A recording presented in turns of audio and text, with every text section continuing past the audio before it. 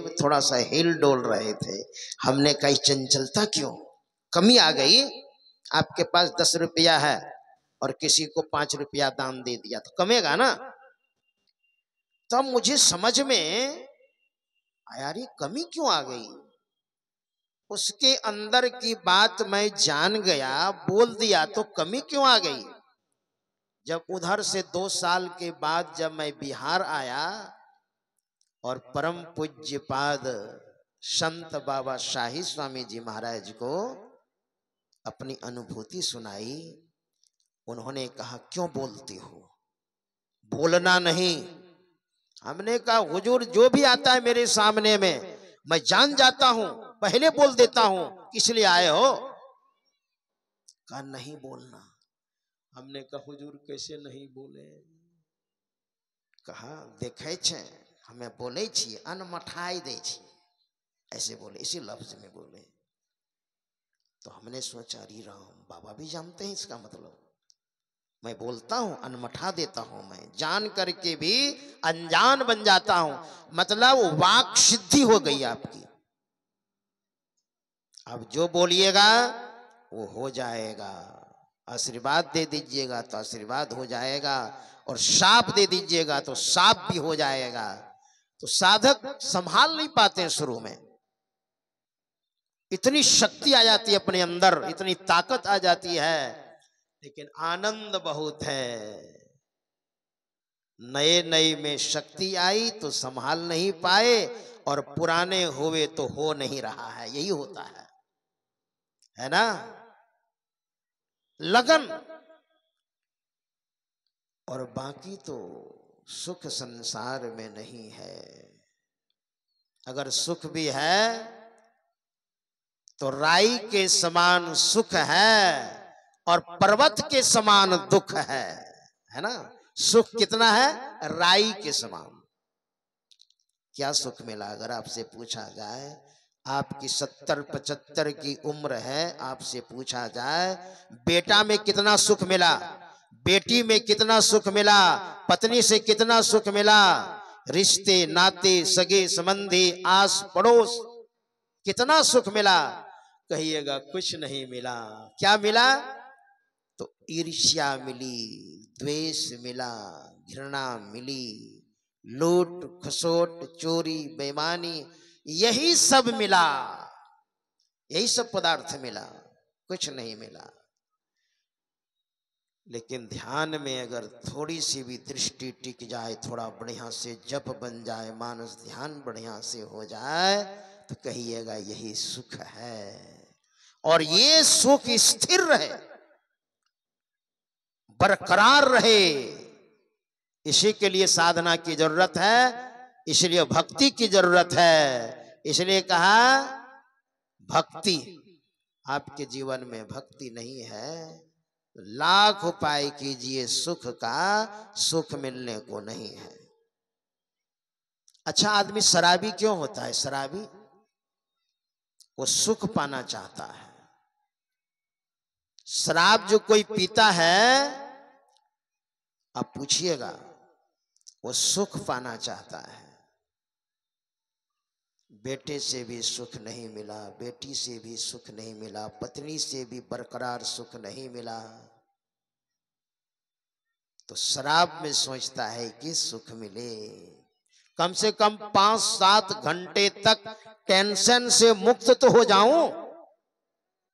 Tension ही tension है, तनाव ही तनाव है, इसलिए शराब पी करके टेंशन से मुक्त होना चाहता है, वो सुख खोज रहा है, लेकिन दिशा गलत है ना।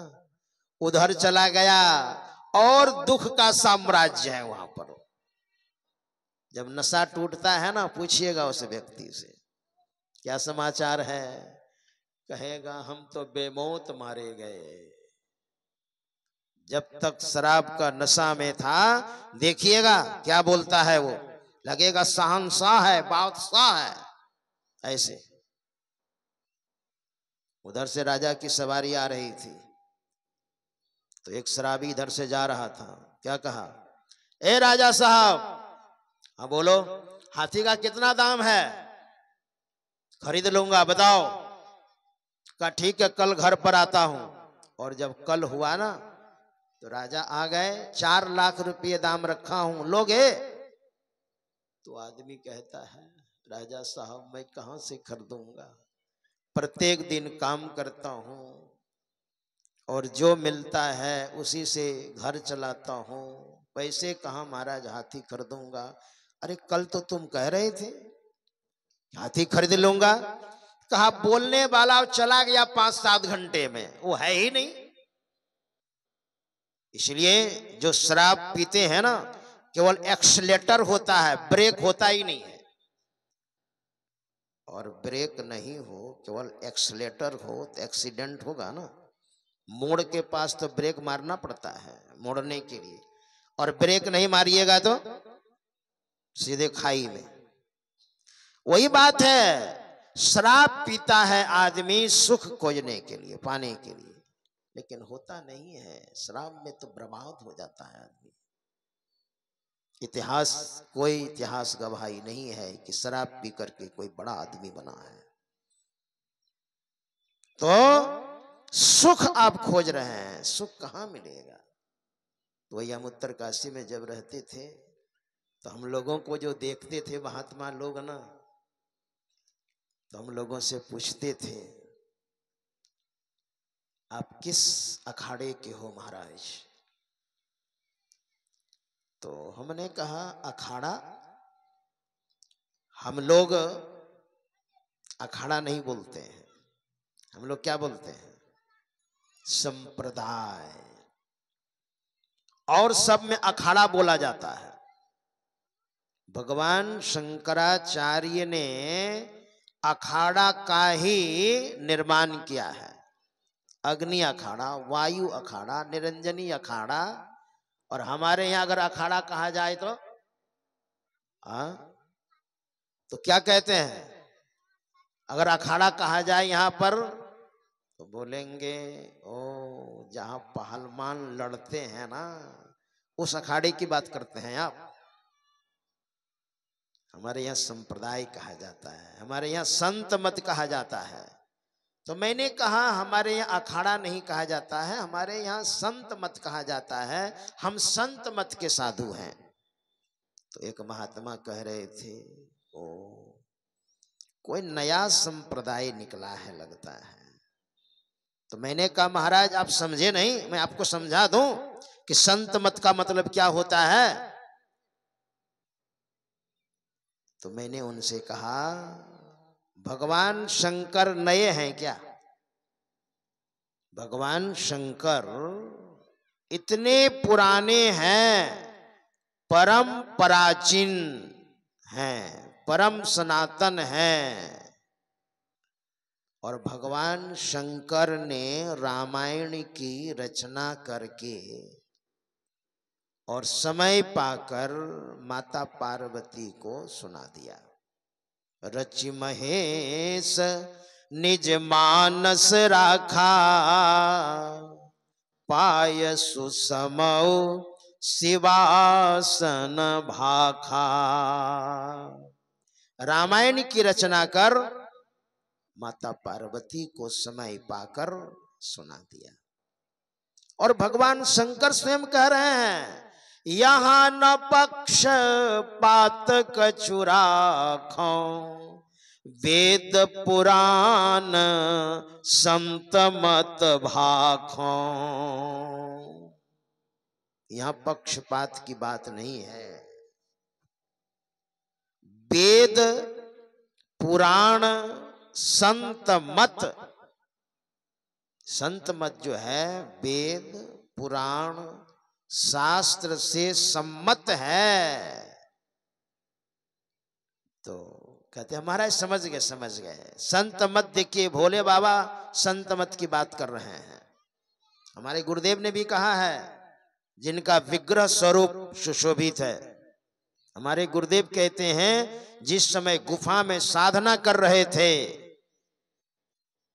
और साधना करते करते करते जो अनुभूति होती थी तो गुफा से निकलते थे और गुरु महाराज लिखते थे। वही है महर्षि में ही पदावली, उसमें लिखे हैं गुरु महाराज। संत मति की बात कहूं साधक हित लागी, कहो अरिल पद जोड़ी जान करी हैं बड़ भागी। बातें हैं अनमोल मोल नहीं एक एक की, अरे हारे में ही कहूं जो चाहूं कहन, संत पद सिर निज टेकी। संत मति की बात कहूं साधक हित लागी, साधक के पक्ष में है, साधक के कल्याणार्थ है संत मत। इसको आप ऋषि मत कहिए। प्राचीन काल में जो ऋषि हुए उनका विचार, आधुनिक काल में जो संत हुए उनका विचार, प्राचीन काल के महापुरुष आधुनिक काल के महापुरुषों के विचार और धर्मशास्त्र का विचार, इस सबों का जो मत है वही है संत मत, है ना। लेकिन इसमें भोले बाबा को एक नंबर में स्थान दिया गया है। क्यों? क्योंकि भोले बाबा बड़े ध्यानी पुरुष हैं, भक्ति के आचार्य हैं, ध्यानी पुरुष हैं। देखिए, हमारे संपूर्ण शरीर में देवताओं का निवास है। थोड़ा आप गौर करेंगे, संपूर्ण शरीर में देवताओं का निवास है, लेकिन भोले बाबा का निवास कहाँ है? हाथ में, सबके हाथ में देवताओं के राजा इंद्र का निवास है। देवताओं के राजा इंद्र का निवास हाथ में है। देवताओं के राजा इंद्र कैसे बने? क्योंकि प्रत्येक दिन वो शुभ काम करते हैं, दान पुण्य करते हैं। अपनी कमाई का दशांश दान करना चाहिए धर्म कार्य में, हाथ से प्रत्येक दिन कुछ न कुछ दान करना चाहिए। तो देवताओं के राजा इंद्र का निवास हाथ में है और पैर में वामन भगवान का, भगवान विष्णु का निवास है। आप प्रणाम कहाँ करते हैं? कोई आपके यहाँ अभ्यागत जब आ जाते हैं तो सिर में तो प्रणाम नहीं करते हैं, प्रणाम महाराज ऐसे करते हैं, तो कहेंगे पागल ही है। तब वे लोग झुकते हैं और प्रणाम करते हैं। और ऐसे व्यवहारिक जीवन में आप देखेंगे तो शरीर को 4 भागों में बांटा गया है। पैर को शूद्र कहा, भुजाओं को क्षत्रिय कहा, कमर को वैश्य कहा, हाँ, सिर को ब्राह्मण, भुजाओं को क्षत्रिय, कमर को वैश्य, पैर को शूद्र, 4 वर्ण। पुरुषस्य मुखम ब्रह्म, श्रीमद् भागवत में लिखा है पुरुषस्य मुखम ब्रह्म। ये जो भाग ऊपर वाला है ये ब्राह्मण है। क्षत्र में तस्य बाहवः, और ये दोनों भुजाएं जो है ये क्षत्रिय है। उर्वोर पदभ्याम शूद्रोभ्यजायतः, कमर को वैश्य, पैर को शूद्र। तो आप प्रणाम सिर को करते हैं, ब्राह्मण है तो नहीं करते हैं। आप प्रणाम करते हैं पैर में, क्यों? इसमें वामन भगवान का निवास है, भगवान विष्णु का निवास है, इसलिए हम प्रणाम करते हैं। घुटनों में यमराज का निवास है, घुटना में कभी प्रणाम मत कीजिएगा। बहुत बार लोग सोचते हैं कि कितना झुके पैर प्रणाम करने के लिए, तो घुटनों में ही कर लिया। और घुटना को प्रणाम कीजिएगा तो यमराज फिर मुदगर देंगे आपको, फिर क्या? और मूलाधार केंद्र में गणेश भगवान का निवास है। चक्र कितने हैं? मूलाधार, स्वादिष्ठान, मणि, पूरक, अनाहत, विशुद्ध, आज्ञा चक्र। तो मूलाधार में गणेश भगवान का निवास है, जो मूल है सबसे नीचे मूल गणेश भगवान का वहां निवास है। आपके यहाँ पंडित जी जब पूजा पाठ करने आते हैं तो गणेश भगवान को ही मनाते हैं। क्यों? सबसे पहले गजाननं भूत गणादि सेवितम कपित्थ जम्बू फलचारु भक्षणम उमासुतम शोक विनाशकारकम नमामि विघ्नेश्वर पाद पंकजम। इनको आपने मना लिया तो विघ्न को नाश करने वाले हैं, और नाराज हो गए तो विघ्न को देने वाले भी हैं। इसलिए गणेश भगवान को पहले खुश करते हैं। हरि ही ओम मां गणानान्त्वा गणपति गुं हवामहे प्रियाणान्त्वा प्रियपति गुं हवामहे निधिनान्त्वा निधिपति गुं हवामहे वसो मम आहम जानि गर्भधम्मा तो जासि गर्भधम्मा। है ना कि गणेश भगवान भोले बाबा का बेटा है। गणेश भगवान चूंकि ये भी भक्ति के आचार्य हैं, इतनी साधना की गणेश भगवान ने, जो गणों के नायक हो गए, गणनायक। अभी आपने सुना था वो कैसेट बज रही थी, आजकल तो चिप चलता है। घर में पधारो गजानन जी मेरे घर में पधारो। क्यों? विघ्न को समाप्त करने वाले। तो मूलाधार में गणेश भगवान का निवास है। देखिए, गणों के नायक, स्वाधिष्ठान में ब्रह्मा जी का निवास है। मणिपूरक में भगवान विष्णु का निवास है। अनाहत में भगवान शंकर और माता पार्वती ज्वाइंट दोनों का निवास है। विशुद्ध कंठ में सरस्वती माता का स्थान है, और बाएं नेत्र में चंद्र देवता का निवास है। दाएं नेत्र में सूर्य देवता का निवास है। नाक में देवताओं के डॉक्टर वैद्यराज अश्विनी कुमारों का निवास है। कान में 10 दिशाओं का निवास है। पूरब, पश्चिम, उत्तर, दक्षिण, चारों कोण और ऊपर और नीचे 10 दिशाएं हैं। ये कान में निवास है 10 दिशाओं का। मुंह में अग्नि देवता का निवास है। जिह्वा में जल के देवता वरुण भगवान का निवास है। और आज्ञा चक्र में, इसको छठा चक्र कहते हैं, सुषुम्ना भी कहते हैं, सिर्फ भोले बाबा का निवास है। देखिए, इसीलिए गोस्वामी तुलसीदास जी महाराज ने 1 नंबर में भोले बाबा को स्थान दिया है। शिव